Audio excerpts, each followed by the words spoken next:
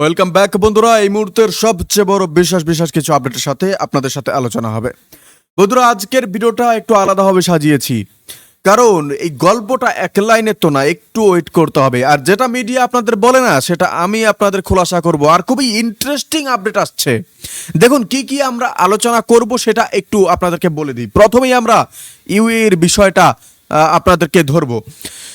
এটাই সবচেয়ে গরম খবর, কারণ সেই ইউই আর ইরানের মধ্যে কি হয়েছে সিজফায়ারের সময় নীতিনাদু কেন গোপনে ইউই গিয়েছিল, আর ইরানের ড্রোন হামলা থেকে বাঁচতে ইউই কি অদ্ভুত ব্যবস্থা নিচ্ছে, এটা জানলে তুমি হাসবে কি না বুঝবো না, কিন্তু অবাক তো হবে। তো তারপর আমরা যাবো বন্ধুরা কুয়েতে ঠিক কিভাবে ইরানের সাথে বিশ্বাসঘাতকতা করলো, যেটা রিপোর্ট আসছে আইআরজিএস এর লোকজনকে কেন আটকালো আর এর পেছনে কে আছে সেটা খুলে বলছি। বন্ধুরা, সঙ্গে রয়েছে আরেকটা বড় আপডেট। পাকিস্তান, সৌদি আরব, তুরস্ক, কাতার মিলে একটা ইসলামিক ন্যাটো বানানোর কথা ভাবছে। আর এই ন্যাটোর আসল উদ্দেশ্য কি, ইরানকে ঘিরে ফেলা নাকি সত্যিই একসাথে থাকা, সেটা নিয়ে আপনাদের সাথে আলোচনা করব, কথা হবে। আর একদম শেষে ইরানের 5টা শর্ত, তেহরানের বিলবোর্ডে লেখা সেই 5টা দাবি, কেন এই 5টা শর্ত মানে ইরান এখন আপোষ করতে রাজি নয়, সেটা বুঝিয়ে বলবো। চলো এক এক করে শুরু করছি, বেশি ওয়েট না করে। চলো বন্ধুরা, দেখুন ইউইর কথা বলতে গেলে প্রথমে একটু ইতিহাস বলতে হয়। ইউই বন্ধুর মুখোশে শত্রু। যখন ইসরায়েল আর গাজার মধ্যে যুদ্ধ শুরু হলো, তখন দুনিয়ার সামনে ইউই কি করছিল জানো? ইসরায়েলের বিরুদ্ধে নিন্দা প্রস্তাবে সই করছিল। মুসলিম দেশগুলোর সাথে বসে বলছিল ইসরায়েল অন্যায় করছে, গাজার মানুষদের ওপর অত্যাচার হচ্ছে। পুরো মুসলিম বা পুরো ইসলামিক দুনিয়ার সাথে সুর মিলিয়ে কাঁদছিল। কিন্তু ভেতরে ভেতরে কি হচ্ছিল বন্ধুরা? খবর আসছে ইতিহাসে কখনো হয়নি এমন একটা ঘটনা ঘটলো। ইসরায়েল তার আয়রন ডোম, মানে তার সবচেয়ে মূল্যবান এয়ার ডিফেন্স সিস্টেম ইউএইর মাটিতে ডিপ্লয় করে দিল। শুধু তাই না, মার্চ 26 তারিখে নীতিনাদু নিজে যুদ্ধের মাঝখানে গোপনে ইউইতে গেল, আর ইউইর প্রেসিডেন্ট শেখ মোহাম্মদ বিন জায়েদের সাথে বসে বৈঠক করলো। এই খবরটা দিয়েছে কে? নীতিনাদুর নিজের অফিস। নীতিনাদু নিজেই বলল, হ্যাঁ আমি গিয়েছিলাম, দু দেশের সম্পর্ক নিয়ে কথা হয়েছে। এখন ইউএই কি করলো? বলল না না, এটা ভুয়ো খবর, নীতিনাদু কখনো আসেনি। বলতে পারেন ইউএই খারিজ করে দিল। কিন্তু বন্ধুরা, নীতিনাদুর অফিস এই কথা বলল, আর ইউই বলছে মিথ্যে। কে মিথ্যে বলছে এখানে? একটু ভাবো। ইউইর এই ভয়টা বুঝতে পারছো? যদি এটা সত্যি বলে মেনে নেয়, আমার যা মনে হবে, তাহলে ইরান জানবে যে ইউই আর ইসরায়েল হাত মিলেছে। আর ইরান তখন কি করবে সেটা ইউই বা ইউইর চেয়ে ভালো কেউ জানে না। আসি আরেকটা জিনিসে, সিজফায়ারের সময়ে বন্ধুরা, মানে যখন আমেরিকা আর ইসরায়েল ইরানে হামলা বন্ধ রেখেছিল, সেই সময়ে ইউই গোপনে ইরানের ওপর হামলা চালিয়ে যাচ্ছিল। এটা এখন রিপোর্ট হয়ে বেরিয়েছে। মানে সিজফায়ার মানে ইউইর কাছে কিছুই না, সামনে শান্তির কথা, পেছনে ছুরি মারো। আর ইরান কি করলো? পাল্টা মিসাইল আর ড্রোন মেরে দিল ইউইতে। এখন ইউই ভয় পেয়ে কি করছে জানো? যেটা রিপোর্ট আসছে আমাদের কাছে, ওদের তেল স্থাপনা, গ্যাস ফ্যাসিলিটি, বিমানবন্দর, সামরিক ঘাঁটি সবকিছু চারপাশে লোহার জালের খাঁচা বানাচ্ছে। এই খাঁচাটা সাধারণ জাল না, পুরো লোহার শক্ত জাল। কেন জানেন? ইরানের ড্রোন এসে এই জালে আটকে ব্লাস্ট হয়ে যাবে এই আশায়। বন্ধুরা একটু থামো, মিলিয়ন মিলিয়ন ডলারের তেল ফ্যাসিলিটিকে লোহার খাঁচায় ভরছে, এটা কি স্বাভাবিক? এটা তো বলতে পারেন ভয়ের লক্ষণ। আপনারা আমাকে বলবেন এটা তো ভয়ের লক্ষণ। সিম্পল। ইরানের বিদেশমন্ত্রী আব্বাস আরাগাচি এই পুরো বিষয় কি বললেন সেটা আপনাদেরকে বলছে। তিনি বললেন, নীতিনাদু আজকে পাবলিকলি সেটাই বলে দিল যেটা আমাদের গোয়েন্দারা আমাদের আগে থেকেই জানা ছিল। মানে ইরান জানতো ইউই যে আসলে ইসরায়েলের সাথে মিলে আছে, এটা ইরানের অজানা ছিল না বন্ধুরা। আর তারপর আরাঘচি একটা কথা বললেন যেটা ভুলবে না, ইরানের মহার মানুষদের সাথে শত্রুতা হলো বোকার মতো জুয়ো খেলা। যে ইসরায়েলের সাথে হাত মেলাবে তাকে জবাব দিতে হবে। এটা ওয়ার্নিং, সরাসরি ওয়ার্নিং। বন্ধুরা আসি নেক্সট পয়েন্টে, বিশ্বাসঘাতকতা। ইউএনতে ইরানের বিরুদ্ধে চিঠি। আসি একটা কাজের কথা আপনাদেরকে জানাই।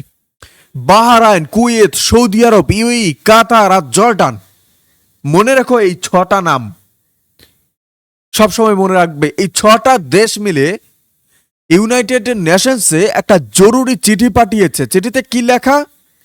ইরান হিংসা বাড়াচ্ছে, ইরানকে আটকাও। আর তার সাথে আরো একটা দাবি, হরমুজ প্রণালীতে ইরানের যে কৃতিত্বের দাবি সেটা আমরা মানি না।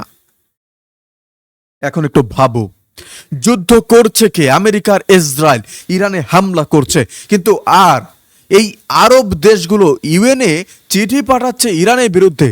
আমেরিকার বিরুদ্ধে একটা কথা নেই, ইসরায়েলের বিরুদ্ধে একটা শব্দ নেই। মানে দাঁড়াচ্ছে কি? এই দেশগুলো আমেরিকার ইসরায়েলের পক্ষে কাজ করছে, মুসলিম দেশগুলো বলছে কই, কিন্তু কাজে মুসলিম ভাইকে ফাঁদে ফেলছে। বন্ধুরা, এটা কি সেই পাড়ার গল্পের মতো না? মুখে ভাই ভাই, পেছনে গুন্ডকে সাহায্য। হরমুজ প্রণালীটা কতটা গুরুত্বপূর্ণ? পৃথিবীর মোট তেলের প্রায় 20% এই রাস্তা দিয়ে যায়। ইরান যদি এই রাস্তা বন্ধ করে দেয়, পুরো দুনিয়ার তেলের বাজারে আগুন লেগে যাবে। আমেরিকা জানে এটা, ইসরায়েল জানে এটা, আর আরব দেশগুলো ভালো মতোই জানে এটা। তাই আমার মনে হয় ইরানকে হরমুজ থেকে সরাতে চায় এরা, আর সেই কাজে আমেরিকার ইসরায়েলকে সাহায্য করছে এই 6টা মুসলিম দেশ। বলেছিলাম না, মনে রেখো, মনে রেখো আগামী দিনে এই 6টা দেশের কথা। আসি বন্ধুরা কুয়েতের কথায়, ছোট দেশ, বড় বিশ্বাসঘাতকতা। কুয়েতের গল্পটা একটু আলাদা। কুয়েতে সরাসরি সামরিক হামলা করেনি, কিন্তু যা করেছে সেটাও কম না। ইরানের আইআরজিসি মানে ইসলামিক রেভলিউশনারি গার্ড কর্পস, এদের কিছু সদস্য পারস্য উপসাগরের একটা নৌকায় ছিল। কুয়েত দাবি করলো এরা কুয়েতের জলসীমায় ঢুকে পড়েছে, আর সেই অজুহাতে 4 জন ইরানি নাগরিককে আটক করে নিল। ইরানের বিদেশ মন্ত্রী এই ঘটনায় যা বললেন সেটা আপনারা একটু মাথায় রেখো। তিনি বললেন, কুয়েত জেনে বুঝে অশান্তি তৈরি করতে এই কাজ করেছে। যে দ্বীপের কাছে এই ঘটনা হয়েছে সেই দ্বীপটা আমেরিকা ইরানকে আক্রমণের জন্য ব্যবহার করে। বন্ধুরা, এটা একটা চিন্তা করো, আমেরিকার যে ঘাঁটি আছে সেই এলাকায় ইরানি নাগরিকদের ধরা হলো। এটা কি কাকতালীয়? না বন্ধুরা, এটা পরিকল্পিত। এই কাজের পেছনে একটা চাল আছে, ইরানকে উস্কানো। আমার মনে হয় যদি ইরান রেগে পাল্টা হামলা করে কুয়েতে, তাহলে দুনিয়ার সামনে ইরানকে অগ্রাসী হিসাবে দেখানো যাবে, আর আমেরিকা তখন বলবে, দেখলে ইরান কতটা বিপজ্জনক। এটা একটা পাতা ফাঁদ, কুয়েত পাতছে আমেরিকার ইশারায়। আপনারা যদি এই কথাটাই মনে হয় অবশ্যই আমাদের কমেন্টে জানাবেন।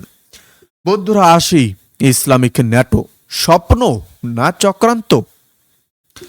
আসি নতুন খবরে। পাকিস্তানের প্রতিরক্ষা মন্ত্রী খাজা আসিফ একটা বড় দাবি করেছেন।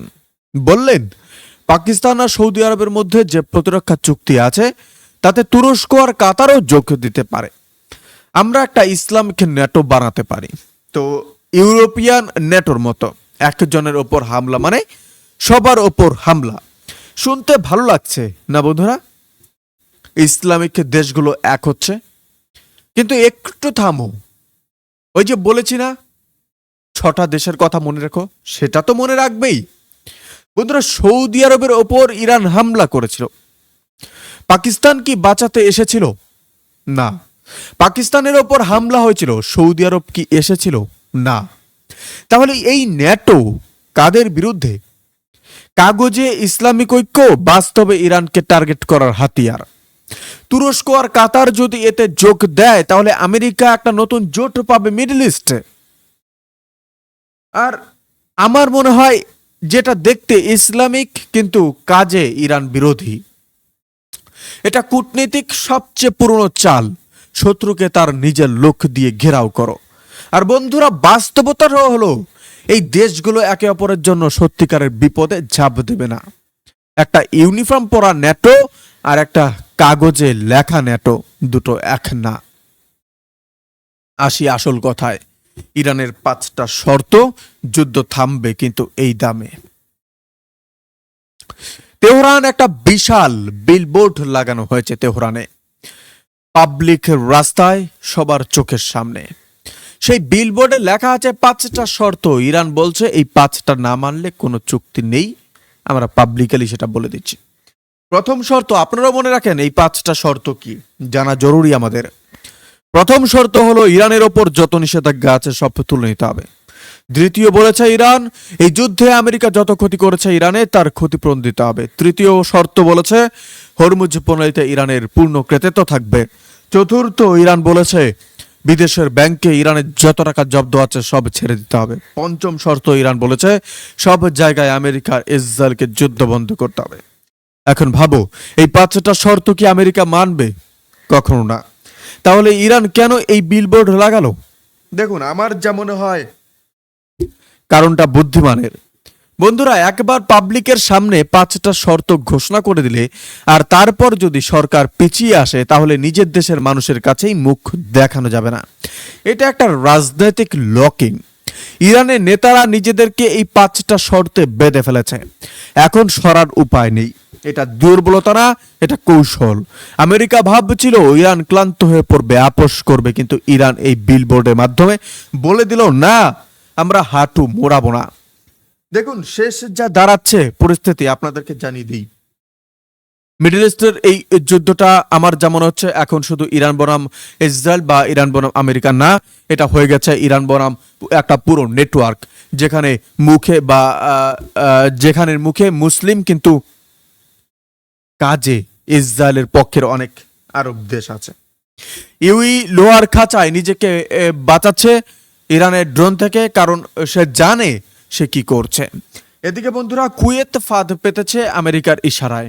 সৌদি আরব, বাহরাইন, কাতার, জর্ডান মিলে ইউএনএতে ইরানের বিরুদ্ধে চিঠি লিখছে, কিন্তু আমেরিকার বিরুদ্ধে একটা কথা নেই। আর বন্ধুরা, আমি যেটা আপনাদেরকে বলে রাখি, ইরান সব জানে এটা। ইরানের গোয়েন্দা সংস্থা আগে থেকে এই সব তথ্য সরকারকে দিয়েছে, আর ইরান এটা সরকারিভাবে বলেছে। যুদ্ধ কখন থামবে এই প্রশ্ন যদি আপনারা আমাকে করেন, যখন ইরানের 5টা শর্ত মানা হবে, আর আমেরিকা সেটা মানবে না, আমার যা মনে হয়। তার মানে এই যুদ্ধ এখনো শেষ হওয়ার পথে নেই। মিডল ইস্টে যা হচ্ছে সেটা শুধু বোমা আর মিসাইলের যুদ্ধ না বন্ধুরা, এটা বিশ্বাস আর বিশ্বাসঘাতকতার যুদ্ধ। আপনারা কি মনে করেন? আর এই যুদ্ধে বলতে পারেন আস্তিনের সাপরা একটু একটু করে বেরিয়ে আসছে। এই ভিডিওটি ভালো লাগলে অবশ্যই শেয়ার কর, কারণ এই তথ্যগুলো অনেকের কাছে পৌঁছানো দরকার। কমেন্টে বলো তোমার কি মনে হয়, আমেরিকা কখনো ইরানের শর্ত মানবে? নিচে বলো। আবার দেখা হবে পরের ভিডিওতে। অবশ্যই আমাদের সাথে আমাদের আর্মিতে যোগ দিন, সোশ্যাল মিডিয়া আর্মিতে যোগ দিন। ভালো থাকবেন, সুস্থ থাকবেন। ধন্যবাদ। দেখা হচ্ছে নতুন ভিডিওতে। ধন্যবাদ শেষ পর্যন্ত দেখার জন্য।